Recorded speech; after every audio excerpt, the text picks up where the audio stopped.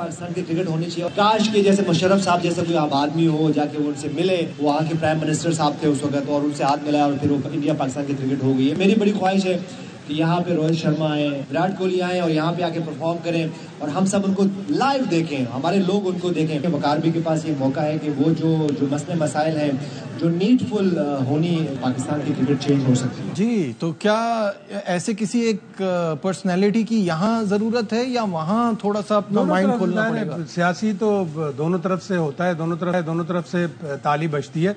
ये वाली जो हुकूमत है, इसमें डेप्यूटी प्राइम मिनिस्टर इसाक डार भी कह चुके हैं कि हमारी ट्रेड दोबारा रिवाइव होनी चाहिए इंडिया से, और हमारी जो बॉर्डर है उस पर अफगानिस्तान से इंडिया चीज़ें जा रही हैं, इंडिया से अफगानिस्तान चीज़ें जा रही हैं, लेकिन हमारे यहाँ कोई नहीं आ रही, जिसके ट्रेड का हमें भी बहुत फ़ायदा है, इंडिया को भी फ़ायदा है, ज़्यादा हमें फ़ायदा है। तो इन चीज़ों को जब तक पॉलिटिकली सॉल्व नहीं होगा, और दोनों तरफ से ही करना पड़ेगा, एक तरफ से नहीं होगा।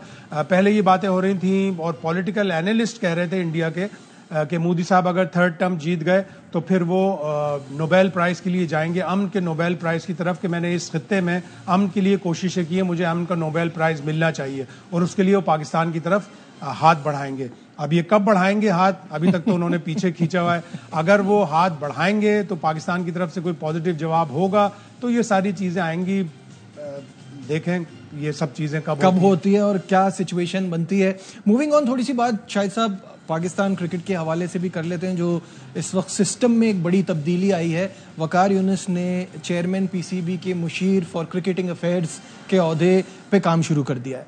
तो आपको क्या लगता है कि इस बार ये उनके लिए अच्छा होगा और पाकिस्तान क्रिकेट के लिए अच्छा होगा? अभी तक ऑफिशियली कोई चीज़ पीसीबी की तरफ से नहीं आई, ये बड़ी हैरानकुन बात है। अगर कोई आदमी आपने इंडक्ट किया है और एक farmer cricketer, former captain, legendary fast bowler आपने इंडक्ट किया है, तो उसका एक प्रॉपर प्रेस रिलीज आना चाहिए कि हाँ जी, वकार यूनुस साहब को ये जिम्मेदारी दे दी गई है और वकार यूनुस साहब अब उठाएंगे। ये सब मीडिया में ही चीज़ें आ रही हैं कि जी बांग्लादेश की सीरीज उनका पहला टास्क होगा। वकार यूनुस अब तक ऑन द फील्ड तो परफॉर्म कर चुके हैं, बॉलिंग कोच भी, हेड कोच भी, लेकिन अब वो पहली दफ़ा ऑफिस में रहकर ऑन फील्ड चीज़ों का जायज़ा लेंगे, देखना है उनको, उनमें पैशन तो है, उनमें नॉलेज भी है, उनमें कमिटमेंट भी है। जो थोड़ी बहुत चीज़ें उनकी, जो बहुत से प्लेयर्स कहते हैं कि हमारा उनसे तजर्बा अच्छा नहीं रहा, वो सब चीज़ों को वकार एक अच्छा, मतलब होपफुल आदमी है, प्रैग्मेटिक है, अप्रोच उसकी बड़ी अच्छी है। तो अगर वो इन सब चीज़ों को अपनी जो भी पास्ट में हो चुकी हैं, जो भी कमज़ोरियाँ थी, उनको दूर करके आए,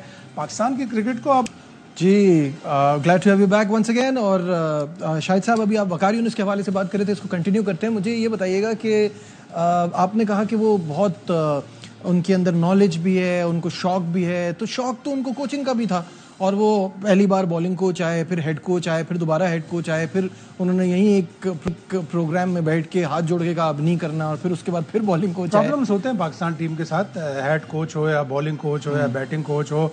यूनुस खान को भी प्रॉब्लम हुए, मोहम्मद यूसुफ को भी हुए, मिसबा को भी हुए, तो प्रॉब्लम्स तो अपनी जगह होते हैं, लेकिन ऐसा नहीं है। मैं बहुत सी जगहों पे देख रहा था कि वो बड़े नाकाम कोच थे या वो कुछ नहीं कर सके, ऐसा नहीं है। वकार यूनुस के दौर में पाकिस्तान टीम में अच्छे बॉलर्स भी प्रोड्यूस हुए हैं, अच्छे रिजल्ट्स भी आए हैं। ठीक है कि 2016 में उन्होंने छोड़ा, अपनी मर्जी से छोड़ा। 2011 में उनका शाहिद अफरीदी से एक तनाजा हुआ, तब उन्होंने छोड़ा। ये सारी चीजें तो पाकिस्तान में बड़ी कॉमन है। फिर उसके बाद जब वो 2016 में छोड़ा तो फिर वो अहमद शहजाद उमर अकमल वाला मामला हुआ। अहमद शहजाद उमर अकमल वाले मामले में वो बिल्कुल सही थे। फिर इसके बाद अभी जब हुआ तो उसके बाद उन्होंने कहा आमिर और वहाब रियाज ने हमें डिच किया। मतलब उनकी चीजें लीक जो होना, ये भी अच्छी चीज नहीं है ना। डिच नहीं किया था क्या? वहाब रियाज और मोहम्मद आमिर 3 महीने पहले ऑस्ट्रेलिया के टूर से पहले ये कह रहे हैं कि हम टेस्ट क्रिकेट नहीं खेलना चाहते, तो डिश तो किया।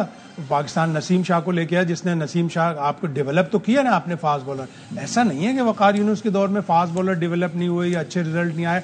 लोगों के अपने प्रॉब्लम्स अपनी जगह पे। आप दुनिया का कोई भी कोच ले आए, पाकिस्तानी प्लेयर्स के साथ उसका प्रॉब्लम होना हो जाता है। लेके गए थे फास्ट बॉलर्स को, जब हमें कह रहे थे स्कूल के बॉलर्स को ले आए, तो मतलब चीजें तो प्रॉब्लम तो रही है। आपके पास आपके 2 फ्रंट लाइन बॉलर्स अगर हट जाएंगे और मना कर देंगे हम टेस्ट क्रिकेट नहीं खेलेंगे, तो आपको जूनियर फास्ट बॉलर ही ले जाना पड़ेंगे। तो अब अगर उन्होंने फील्ड में जाके जो भी 2-3 टेन्योर किए, ऐसा नहीं है कि उसमें कोई इंप्रूवमेंट नहीं आई थी, इंप्रूवमेंट आई थी, लेकिन उनके अपने मसाइल थे, प्लेयर्स के अपने मसाइल थे, टीम के अपने मसाइल थे। अब एक दूसरी उसमें आ रहे हैं, और मैं इसीलिए कह रहा हूँ कि अब हमें सारी पास्ट की चीजें भुलाकर हमें अपनी क्रिकेट को। अभी मेरी थोड़े दिन पहले मुश्ताक अहमद से बात हो रही थी, वो कह रहे थे कि हम फर्स्ट क्लास क्रिकेट में बहुत से लड़कों को मैं मेंटोरिंग कर रहा हूँ, मैं उनके पास जाता हूँ, मैं स्पिनर्स के ऊपर काम करता हूँ, लेकिन मैं नहीं बहुत ज़्यादा इसको प्रोजेक्ट नहीं करता। तो इसी तरह का काम चाहिए, सिंसेरिटी से काम चाहिए। हमारी क्रिकेट पीछे की तरफ जा रही है। अगर हमारी क्रिकेट और हमारे क्रिकेटर्स ने इसकी मदद नहीं की तो हम कहीं खुदा ना करे रैंकिंग में और सारे स्टेटस में हम पीछे न चले जाएं। और ऑलरेडी बातें हो रही हैं कि 2 टियर में टेस्ट क्रिकेट हो, कहीं ये बातें ना शुरू हो जाएं कि जी T20 और वनडे भी 2 टियर में शुरू हो जाए। आपकी टीम तो परफॉर्म ही नहीं कर रही। अब जिस तरह श्रीलंका बुरी तरह हार रही है इंडिया से, श्रीलंका की टीम भी बड़े नीचे गई है। तो हमें भी अपनी क्रिकेट को ऊपर लाने के लिए एक पूरी कंसर्टेड जॉइंट एफर्ट करनी पड़ेगी, जिसमें सारे लोगों को काम करना पड़ेगा। जी बिल्कुल, और ये करना बहुत जरूरी है।